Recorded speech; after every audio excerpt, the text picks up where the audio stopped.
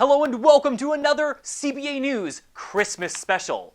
This year on CBA News, we have a very special episode indeed, a story that almost nobody was expecting. The naughty children, all grown up and seeking restitution.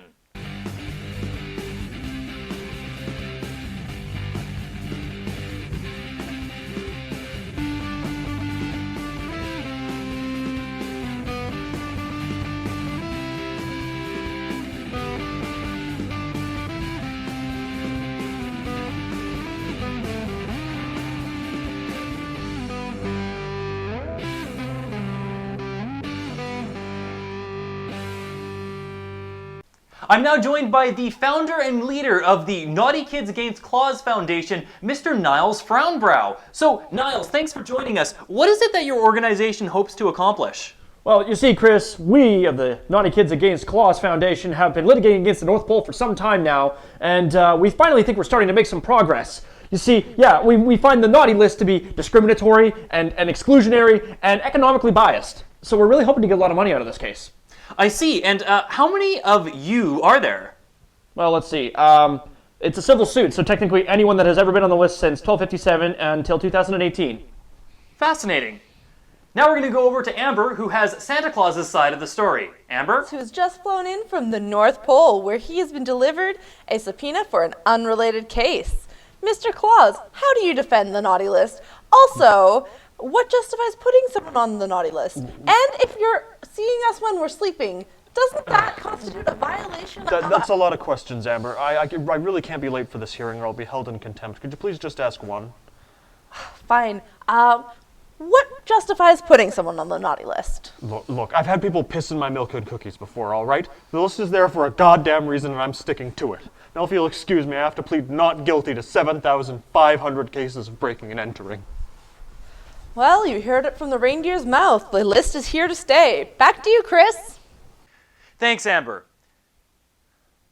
I'm just getting information that as we're going to air with this story, yet another one is taking shape. We're starting to learn that elf defectors from the North Pole and surrounding communities are starting to leave the North Pole as conditions deteriorate. They're seeking refuge in neighboring communities. For 3 years now, Bingelheim, the snow elf, has lived in a Norwegian refugee center for elves who have defected. Well, it's a lot like the North Pole. You know, they give me my 3 square meals a day, which is really nice. Very good meals. And they let me tinker with my toys, so, you know, that's always handy. Bingelheim is one of 3 elves to have defected from the oppressive Claus dynasty in the last 12 years, making him one of the North Pole's most wanted. Yeah, like, you know, I fell off my sleigh a year or so ago. Well, I'm trying to get back to the North Pole because it's where I belong. Welcome to CBA Christmas weather. This year it looks like it's going to be a scorcher with highs of 41 degrees centigrade and lows in the 20s. Sorry kids, this year it looks like a white Christmas is just a hollow dream for you to believe in. Back to you, Chris. Thank you, Juby. We now go over to Amber for the latest developments in the Claus case. Amber? I'm here now with Mr. Frownbrow outside of the North Pole Embassy. Mr. Frownbrow, can you tell me what you and your people are doing here? Oh, well, yes, Amber. What we're doing right now is we are starting the hashtag Cancel Christmas to spread awareness of the unfairness that the naughty list causes to the naughty minority worldwide. I see. And what are you hoping you can do to help this naughty minority with this awareness? Oh, we don't really care about helping anybody. We just kind of figured that if we couldn't have presents, neither could anyone else. And now we go to a special announcement from the CBA News producer, Mr. Skeleton. This Christmas, all I ask is that you don't forget about us Halloween decorations. Remember the laughs, the spooks we shared, and the holiday cheer that comes from having a major sugar high. This year, just give us a little Santa hat and we'll be there for you. Otherwise, we'll actually try and kill you next Halloween. Have a spooky Christmas, everyone. Oh, hey, Juby, what you doing? I'm preparing a statement. Ooh, statement on what? For the civil suit, of course. Gotta cash in on some of that sweet Christmas bling. I never thought. Do you think I can do that too? Well, were you ever on the naughty list? No, I don't think I ever was. Oh, it's okay. You can fake it and get on the naughty list this year. That's right. I could drink pina coladas in Morocco. Is this what Christmas is really about? Now you're getting it. Sweet! And now we're going to cross over to Amber, our religious correspondent, who's going to be scrutinizing the anti-consumer trends of Christmas. Thanks, Chris. We're getting to that time of year again where people around the world commit mass heresy by celebrating a quasi-secular capitalist holiday. For years now, Christmas has been nothing more than a corporate cash grab and a way to mitigate losses from in-store inventory fatigue. Inventory fatigue is a term that I just made up, but hot damn does it sound cool. Back to you, Chris. And now we join Liam and Kyle for an exaggeration of Christmas ideals.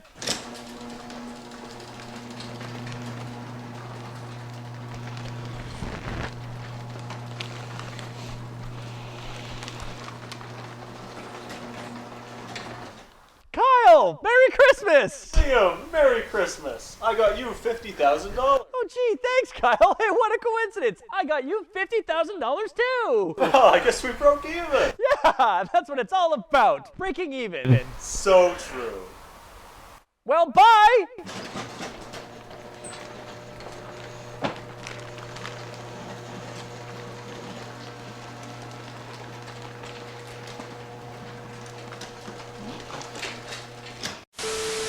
Would Miss Chapman please take the stand? I'm only making a statement, but okay. You see, Your Honor, back when I was on the naughty list, I was denied the same basic rights as the good kids. Gifts, stockings, and the general good cheer that comes from getting money from the ones you love. He took those rights away from me, and he didn't even give me the sticks and coals we were supposed to get.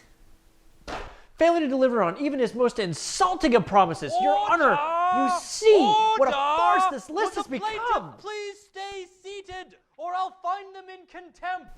Hello, Mr. Skeleton. I haven't seen you in such a long while. How is it going? How is it going? How is it going? I'll tell you how it's going. I've been locked in a closet since November started. How do you think it's going? Ooh, it does sound pretty terrible. I can tell by the beard you've been in quite a while. What's more terrible is our whole Halloween deco awareness campaign is being swept under the rug by the racket created by these naughty children. Ooh. Dang, that does sound shitty. Is there anything I can do to help? Why, yes, there is. You can join me. In what context? Well, we're going to overthrow Christmas, of course. Once and for all. Well, I do have to get on the naughty list. Sure, I'll do it. Breaking news! The case has just been settled in favor of the naughty kids. Mr. Brown, how do you feel about being awarded a total of $24 billion from the estate of Mr. Claus as compensation for your years of persecution? Well, honestly, Chris, I feel great. Justice has definitely been served this fine day. Yes, we took Santa Claus for everything he's worth. Yes, we played every legal gimmick, and we pulled all the right heartstrings with the jury. Honestly, I'm not really sure why there was a jury for a civil lawsuit case, but boy, did it make our job easier. I see. But what do you think will happen to Christmas now? Oh, honestly, I don't give a damn. And actually, that's what Christmas is all about. Giving! Mr. Claus, can I get your comment on this matter? How do you feel about the result? How are you going to pay off all the naughty children? The North Pole is totally bankrupt. We're going to have to sell off all our assets, the reindeer, the sleigh, everything.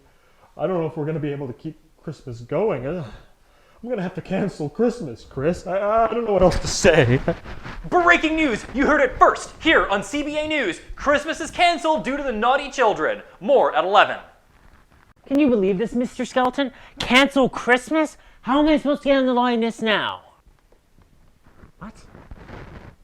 Oh, a holiday based on cash and melted sugar by the fireplace? I like it. And so, a new holiday was born out of the broken and battered spirit of Christmas. A holiday that was truly about giving, and truly about receiving. A holiday that started in laughter and ends in a really big nap after ingesting a ton of candy. Candy Cash Day would sweep the globe with its appeal to the lowest common denominator, and not even people like Mr. Frownbrow could fuck it up. Whether or not the children of Australia will ever be visited by Mr. Skeleton or his helpers remains to be seen, but the experts suspect that Mr. Skeleton doesn't even know Australia exists. They had their own version of Christmas anyways.